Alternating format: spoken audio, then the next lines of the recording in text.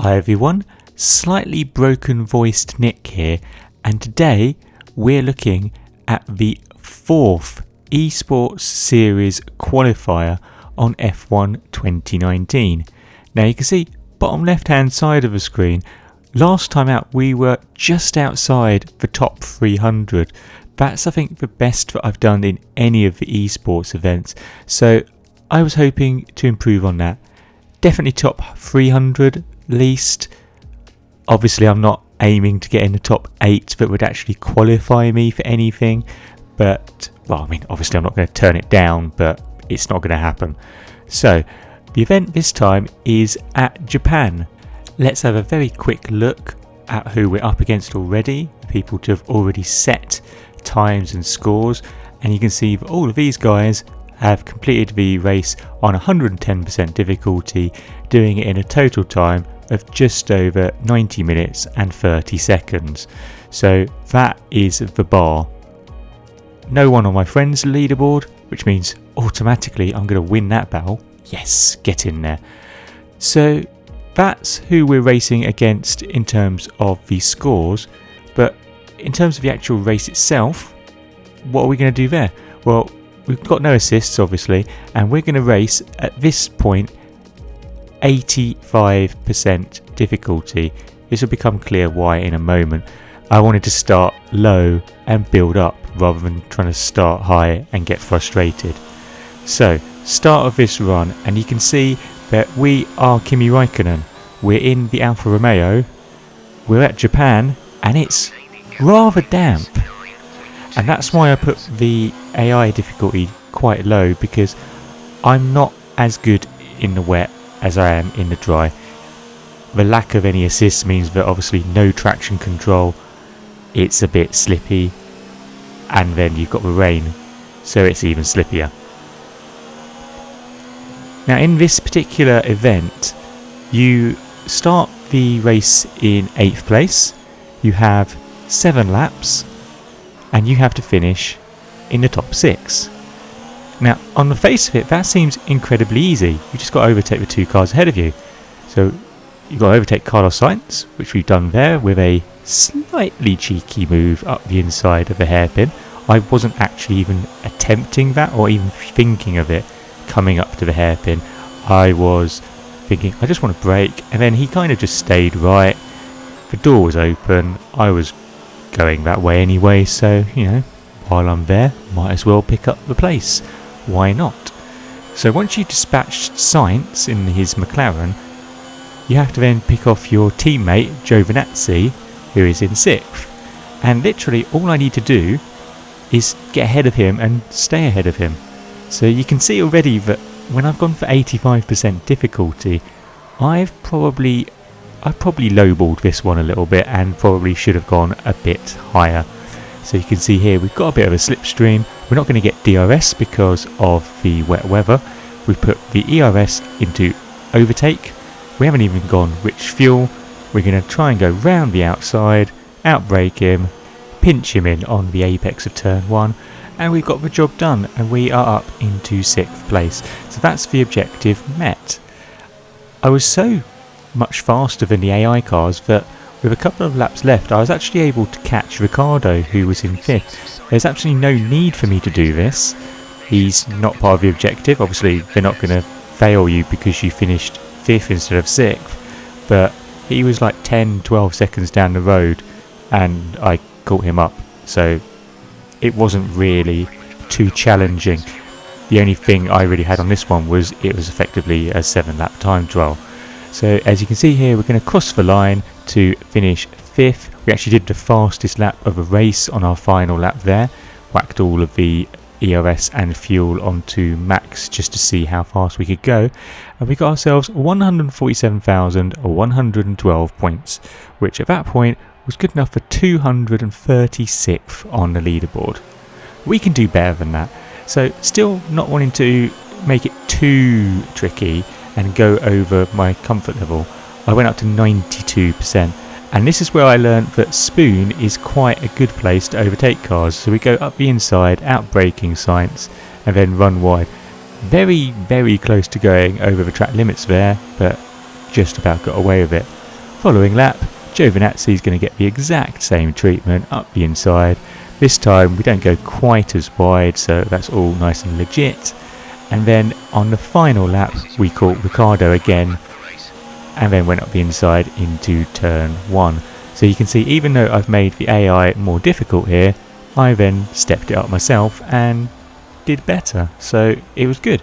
I was making progress and finished 5th again. So after that run, my total score was 155,702 points, and that was good enough for 149th, getting tantalisingly close to that top 100. So you can guess what I was going to try and do when I moved it up to 100% difficulty. Yes, that's right, we're into 3 figures, getting big now. So up the inside of Sainz into turn 1. You can see here he's actually trying to outbrake me around the outside, but he's got nowhere to go in turn 2. We got up the inside, a teensy bit of contact there, I think. And then for Giovinazzi, well, it's spoon curve again, isn't it? Bit cheeky on our teammate there, but we get the job done. Not quite able to catch Ricciardo this time though. That 100% difficulty kept him ahead of me, so we only finished 6th, which is still exactly what we needed. And we got a score of 160,000, so into the 160,000s. And that was good enough for 117th in the world, so getting very close to that magical top 100. So we've bumped the difficulty up to 103% now, and we're going to see how the run goes from start to finish. So the first thing we do is we put the fuel up to rich. We've got plenty of fuel at this point. I think we can run about 3 or 4 of the laps that we've got just fully on rich. And I know that obviously if I was one of the top drivers, I'd be switching it on and off, going from rich to low, all that kind of stuff like that. Especially in the wet, I know that that can be really, really useful. However, I don't have the, I was going to say mental ability, but whatever it is, I don't have the ability to be driving in the wet with no assist and playing with my ERS and playing with my fuel mix going up and down. Maybe one day, but at the moment it's just beyond me. So we whack it up into rich and then just use the ERS. For the first sector and second sector really as well, I keep it in medium. So we go down spoon curve here, we try to brake nice and late, get it drifted out and then turn it in nice and late as well, probably a little bit early there, and we try and keep it into 4th gear. I found that if I dropped it to 3rd gear through there in the second part of spoon, I got a bit of oversteer and the back end would step out and it wasn't particularly nice. So I'd rather lose time, well, maybe lose time by braking and being a little bit slow and a little bit ponderous maybe through there, but it keeps it stable. There's no point being good for 5-6 laps and then spinning. So we've now put ERS into overtake. We've got Sainz ahead of us. He's gone slightly defensive. We're still going to go up the inside. We're not having him doing that. We're going to try and be nice and bold. He kind of does turn in on us there. There's the hand wave of doom towards Carlos there. I mean, I don't know what he was doing. He seemed to be trying to take the racing line and I was always going to get that. So chill your boots, Carlos. It's my place. So we're up into 7th place now, and our focus is now on Giovinazzi. So you can see we've put it back to medium, I'm trying to keep it nice and simple through all of the S's. We're going to keep it that way as well through the 2 Degners. A little bit late on the brakes there, and very, very careful not to go wide, because if you go over the white line on the left hand side between Degner 1 and Degner 2, that will be a warning. And if you get a warning, you lose your clean lap bonus, and I think each lap on the clean lap bonus is worth something like 3,000 points, and that could be the difference between getting in the top 100 and not getting in the top 100. So not only do we have to do this quickly, not only do we have to get into 6th place, but we also have to do it cleanly. No contact with any cars, no corner cuts, no track limit warnings, just keep it on the track nice and quick. So coming up to 130R, and we're slowly gaining on Giovinazzi ahead of us. We're not close enough to try and have a go into the final chicane. We lock the brakes up slightly, very tricky with no ABS and in the wet to get through there. I find very, very easy to lock up. But we're going to line Giovinazzi up for an overtake into turn 1. So again, he's gone slightly defensive, not quite as defensive as Sainz went, because I don't know, maybe he knew he was going to lose the place, and we've gone up the inside. So that's job done on our teammate then. And obviously that's job done from a position point of view, so we don't need to catch Ricciardo ahead. But obviously if we were to do so, that means we've had quite a good run and quite a good time. So we're going to continue to push. We've kept the fuel on rich, and we're going to try and do some quick laps. So we're going to go through this sector as well, just trying to launch it through there. You try and take a little bit of the apex on the inside, and the same here. You don't want to run too wide on the left hand side. In the dry you can get away with using that AstroTurf or whatever it is on the left hand side. In the wet it's absolutely treacherous, and the amount of times that I've been out there, even glanced at the throttle, and it sends you straight into the wall on the right hand side. Just trust me, don't go there. And if you do go there, be super careful on the fall, otherwise you are going to have a bad time. And as this scenario is all about time, your total time, your fastest lap time, you really can't afford to be putting it in a wall, losing a bit of wing, because obviously that's just, at that point you're just going to restart. There is nothing to be gained from continuing the run at that point. Okay, so we're coming through the final chicane at the end of lap 49. That's going to leave us with 4 more laps to go until the end of the run, and I think it's safe to say that we've got Giovinazzi and Sainz behind us covered. We're exactly 9 seconds behind Ricciardo to the nearest thousandth. Extremely pleasing to see that kind of split. So we're going to just try and go basically as fast as we can. We're going to treat it like 4 time trial laps, and we just want to try and beat our best. And we've done this really badly straight away. So you can see we've got made a complete mess of the S's so far. We've run ever so slightly wide, put a wheel on the grass. It's so easy to do because through all of the S's I like to keep it in 4th gear, and you very rarely even use the brakes through there. I find it's just all about throttle control. In the dry it's really nice, you've got lots of grip, and it's all about trying to weave your way through the S's. In the wet it's even more important, because if you put wheels on the curbs, you know that that's going to be a lot more problematic. You're going to have a loss of traction. You could also get a warning, which in like a league race or something, you know, get 3 of those and you get a time penalty. That's not ideal, but you can get over that. On this it costs you some time.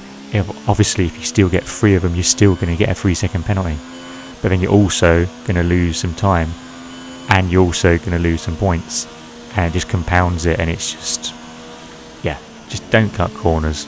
It's a good tip anyway, but in these esports races or these featured events that they do for weekly events and all that kind of stuff, just don't. Keep it clean, and don't do any track limits nonsense. So we crossed the line, and our lap was a 147.2. Our fastest lap has been a 146.9, and that's not too bad, but we can definitely go faster than that. We've turned the fuel down to standard again so we can save some of it for later. We've only got 0.4 laps in our pocket, but we've got plenty of EOS. We've still got about 50% of the battery available, and we've had a much nicer run through the S's there. That one may be a little bit tight on the apex, but it's not going to hurt us too much. We've got through onto Dunlop. You have to be so careful through there. You have to wait until the traction is sort of gained, and I always find it, I think it's when you get to about 5th or 6th gear, that's when you can actually put it full throttle. Up until then you're on 90%, and even then you can put it onto 6th gear, floor it, and you can just feel the back end sliding, just wanting to go, and you have to not You don't have to correct for it, but you can feel it's right on the edge of the limit. And that's when I think, when I was getting to that point, I was thinking, yeah, okay, I'm actually pushing and I'm actually getting towards my limit. And I think, as I mentioned right at the top of the video, I don't think of myself as being a particularly good wet weather driver. So when I saw that the esports race was at Japan, I was delighted. I mean, I really like this track. It's one of my favourites on the circuit, and I think I go quite well here. So when I saw that the qualifier was completely heavy rain, not even just light rain, just heavy rain the whole way through, I was not overly happy about that, thinking, oh god, here we go. But I actually enjoyed this a lot more. I think because I started low and built myself up, built the confidence, I didn't just go, right, I'm going to go 110%, going to try and be all big and clever, and then fail immediately, get frustrated, push too hard, put it in the wall repeatedly, and then just get in a massive strop with the game because I can't do it. I did that on one of the previous esports qualifiers. I was too stubborn. I just decided, well, I can't go down anything. I'm going to go for the high levels. No, don't do that. Build your way up. Build your way up. Put it in something that you almost know is too easy for yourself, because then it gives you a chance to learn the scenario. It's like if you're doing a league race or some other kind of race, you do practice for it. You think, well, I'm going to be doing a 50% race online, so I'm going to do a 50% practice race online. I'm going to see what the strategy's like. I'm going to do everything that I need to see how it goes. And this is exactly the same. Why not do the session, see what it's like, and then put yourself on a nice low AI, get the job done. Then you know, does it dry out? Does it become wetter? Does it become drier? How long does the rich fuel last? How does your EIS go? Which corners do you have an advantage on the AI? And then at that point you can then start ramping everything up. And as you can see, I've started ramping my pace up here, so I'm already 3/10 up on my previous best and a nice lovely green middle sector. And we're going to do, I think this is my fastest lap of the race, so we're going to cross the line and do a 1:46.2. So we've actually gained like 4/10 just in the final sector. And the final sector is just, well, it's just what, the run out of 130R, final chicane, and the run through the last sort of curve into the pit straight, which in the wet is very much a corner. So I think I was just really pleased, and at this point I was getting into a nice groove, really sort of starting to drive nice and consistently, to drive well, and to drive confidently. I think it's something that works really well in the wet, is just having some confidence in your ability. I mean, as I've already mentioned a couple of times, I see myself as not being very good in the wet. So then I see the wet and go, ugh.